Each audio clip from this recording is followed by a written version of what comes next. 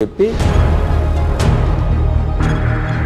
లోకేష్ పాదయాత్రలో భాగంగా ఆక్వాకి జగన్మోహన్ రెడ్డి ప్రభుత్వం చేసింది గుడ్డు సున్నా. ఆయనకి ఏం తెలియదని అందరికీ తెలుసు కదా. అయితే ఏంటంటే చాలామంది చెప్పింది. నమస్తే ఐ డ్రీమ్స్, మీ జర్నలిస్ట్ భానుప్రసాద్. పురుషులందు పుణ్య పురుషులు వేరయ్య అన్నాడు ఒక కవి. అలాగే రాజకీయ నాయకులందు మా నాయకుడు వేరయ్య అంటున్నారు భీమవరం నియోజకవర్గ ప్రజలు. ఇప్పుడు మనతో పాటు భీమవరం నియోజకవర్గ శాసనసభ్యుడు రియల్ హీరో గ్రంథి శ్రీనివాస్ మనకున్నారు. ఆయన అడిగి మరిన్ని వివరాలు తెలుసుకునే ప్రయత్నం అయితే చేద్దాం. నమస్తే గ్రంథి శ్రీనివాస్ గారు. నమస్తే. ముందుగా మీకు ఐ డ్రీమ్స్ తరఫున నూతన సంవత్సర శుభాకాంక్షలు మరియు సంక్రాంతి శుభాకాంక్షలు. Thank you sir, same to you. Sir చెప్పండి, మిమ్మల్ని రౌడీ అని పిలవాలా, దాదా అని పిలవాలా, లేకపోతే మంచి నాయకుడు అని పిలవాలా? ఇక్కడ మేము లోకల్గా 2 days నుంచి సర్వే చేస్తుంటే రకరకాల మాటలు అన్నీ కూడా వస్తున్నాయి. మా నాయకుడు వేరయ్యా అనుకుంటూ ప్రజలు కూడా చెప్తున్నారు. ఏంటంటారు అసలు? ఒక రెవల్యూషన్ అంటే ముఖ్యంగా ఫస్ట్ స్టార్టింగ్ నా నేపథ్యం అయితే మానవ హక్కులు సంబంధించి ఎలా ఉంటుందో పోరాటం అనేది మీ అందరికీ కూడా తెలుసు. పాత్రికేయులుగా మానవ హక్కుల కోసం పోరాటం జరిగేటప్పుడు ఆ పోరాటంలో ఉన్న వాళ్ళని కొంతమందికి రౌడీల కింద కనపడవచ్చు, కొంతమందికి నక్సలైట్ల కింద కనిపించవచ్చు, కొంతమందికి గుండాల కింద కనిపించవచ్చు, కొంతమందికి పేదవాళ్ళకి అవసరమైన వాళ్ళకి ఏదైతే ఆ పోరాటం చేస్తున్నారో వాళ్ళకి నాయకుడిగా కనిపించవచ్చు. చూసే వాళ్ళకి, దాన్ని అనుభవించే వాళ్ళకి దాన్ని బట్టి ఉంటుంది.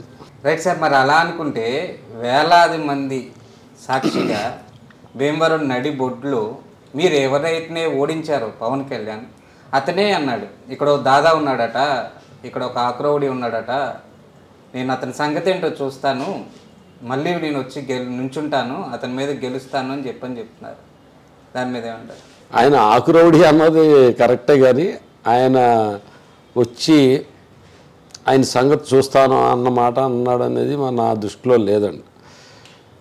ఆయన ఆకురౌడి అని అన్నా, ఇంకోటి అన్నా, నేను దొంగనన్నా, బ్యాంకులు దోచుకున్నానన్నా, ఆయనకి అసలు భీమవరం గురించి, భీమవరంలో ఉన్న నా గురించి ఆయనకి ఏం తెలుసండి? అసలు ఏమీ తెలియదు. పక్కనున్న వాళ్ళు ఏదో రాసిస్తే చదివిన మాటలు తప్ప ఆయన వాస్తవాలు తెలియకుండా మాట్లాడిందని చెప్పి నేను అప్పుడే ఖండించడం జరిగింది. దాని గురించి ఆయన మాటలని పరిగణలోకి తీసుకుని దాని గురించి కామెంట్ చేసేంత అవసరం లేదనుకుంటున్నాను నేను. సరే సార్, అయితే ఈ విషయం కొద్దిగా పక్కన పెడదాం. మీరు 2019లో వైఎస్ఆర్సీపీ కండువా కప్పుకొని గెలిచారు. సుమారు 8,000 ఓట్లు పైచిలుకుతో మీరు గెలవడం జరిగింది. అది కూడా జనసేన అధినేత పవన్ కళ్యాణ్ మీద ప్రతిష్టాత్మకంగా మీరు గెలవడం జరిగింది. పార్టీ నుంచి కూడా మీకు మంచి ఇన్పుట్స్ కూడా అందాయి. ఈ నేపథ్యంలో చూసుకుంటే ఈ వైఎస్ఆర్సీపీ పార్టీ 2 విడతలుగా మంత్రివర్గ శాఖని వేయడం అయితే కూడా జరిగింది. కానీ ఒక్కసారి కూడా మీరు క్యాబినెట్లోకి ఎందుకు రాలేదు? ఫస్ట్ టైం అయితే పరిశీలనలోకి వచ్చింది. ఆ ఈక్వేషన్స్ అది అన్నీ చూసుకుని దాంట్లో భాగంగా క్యాబినెట్లోకి నాకు అవకాశం లభించాల. సెకండ్ టైం జరిగినప్పుడు అయితే కనుక కంపల్సరీ జిల్లా కేంద్రం కోసం మంత్రి పదవి ఇస్తానన్నా, నాకు జిల్లా కేంద్రమే కావాలని చెప్పి దాన్ని తిరస్కరించడం జరిగింది. ఎందుకంటే జిల్లా హెడ్ క్వార్టర్ అయితే కనుక భీమవరం అన్ని రకాలుగా అభివృద్ధి చెందుద్ది. ముఖ్యంగా జిల్లా ప్రజలందరికీ కూడా అందుబాటులో ఉంటుంది, సౌకర్యంగా ఉంటుంది. ఎందుకంటే ఉమ్మడి జిల్లాలో అన్ని నియోజకవర్గాలు, ఈ నరసాపురం పార్లమెంట్కి సంబంధించిన ప్రజలందరూ కూడా ఏలూరు వెళ్ళాలంటే కనుక చాలా ఇబ్బందులు పడ్డారు. భవిష్యత్తులో అటువంటి ఇబ్బందులు పడకూడదు, అందరికీ కూడా అందుబాటులో ఉండేది సెంట్రల్ పాయింట్ కాబట్టి భీమవరం ఉండాలి. ఇది సాధించుకుంటే ఇప్పుడు మంత్రి పదవి అనేది ఎప్పుడైనా సాధించుకోవచ్చు అనే ఆలోచనతో రెండోసారి తిరస్కరించడమే జరిగింది, ముఖ్యంగా జిల్లా కేంద్రం గురించి. అలానే మీరు సర్ది పెట్టుకుంటున్నారా, లేకపోతే వాస్తవాలు ఏంటంటే ఇన్పుట్స్, మాకున్న ఇన్పుట్స్ ఏంటంటే మీ ప్రత్యర్థులు, మీ రాజకీయ ప్రత్యర్థులు చెప్పే మాట ఏంటంటే భీమవరం శాసనసభ్యుడు గంధుసీనుకి ముక్కు మీద ఉంటుంది కోపం, సొంత నిర్ణయాలు తీసుకుంటూ ఉంటాడు, అందుకని మంత్రి పదవిని అలా పక్కన పెట్టారని చెప్పే పరిస్థితి అయితే ఉంది. దాని గురించి చెప్పే ముందు మీరు సొంత నిర్ణయాలు తీసుకుంటారని అంటే ఏం సొంత నిర్ణయాలు తీసుకుంటారు? ఇదే మరి వాళ్ళే చెప్పాలండి. ఒక అభివృద్ధి కోసం ఏదైనా చేసేటప్పుడు మనం ఉదాహరణకి తీసుకుందాం, డెల్టా మోటరైజేషన్ ఉంది.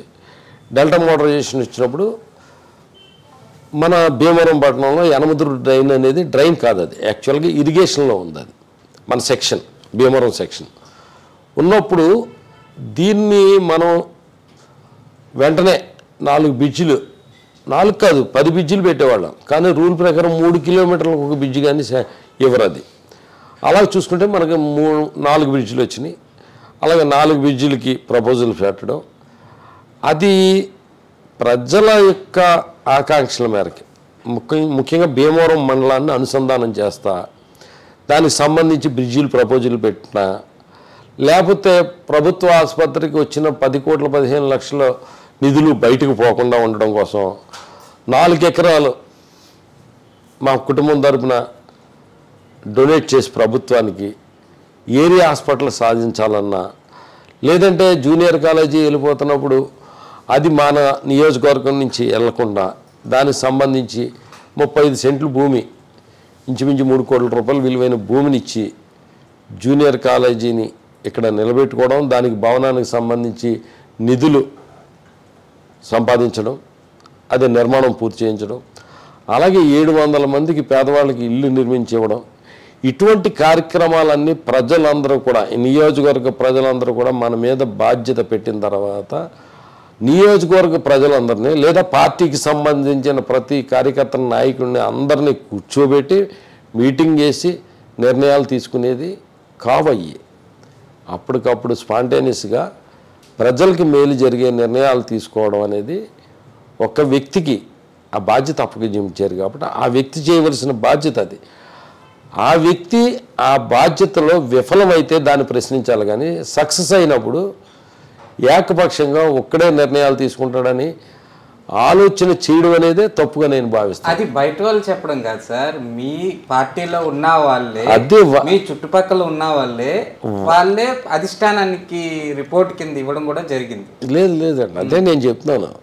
మా పార్టీ వాళ్ళు అవ్వచ్చు, ప్రజలు అవ్వచ్చు, ఎవరైనా అవ్వచ్చు, ఎక్కడంటే విఫలమైనప్పుడు తప్పుడు నిర్ణయాలు తీసుకున్నప్పుడు కంపల్సరీ అది మాట్లాడచ్చు. సరైన నిర్ణయాలు తీసుకున్నప్పుడు, మంచి జరిగినప్పుడు, నియోజకవర్గం అభివృద్ధి జరుగుతున్నప్పుడు, పేదలకు మంచి జరుగుతున్నప్పుడు, అది ఒక దివంగత నేత వైఎస్ రాజశేఖర రెడ్డి గారు ఒక మంచి కార్యక్రమాలు చేశారంటే, ఆరోగ్యశ్రీ కార్యక్రమం కానీ, ఫీజు రియంబర్స్మెంట్ కానీ, అలాగే రైతులకు ఉచిత విద్యుత్ కానీ, ఇటువంటివి చేసినప్పుడు నాయకుడు ఒక మంచి పని చేసినప్పుడు అది అందరికీ కూడా, కార్యకర్తలకు కానీ, ఎమ్మెల్యేలకు కానీ, మంత్రులకు కానీ అందరికీ కూడా అది గర్వకారణంగా ఉంటుంది. అలాగా తప్పుడు నిర్ణయాలు తీసుకున్నప్పుడు అయితే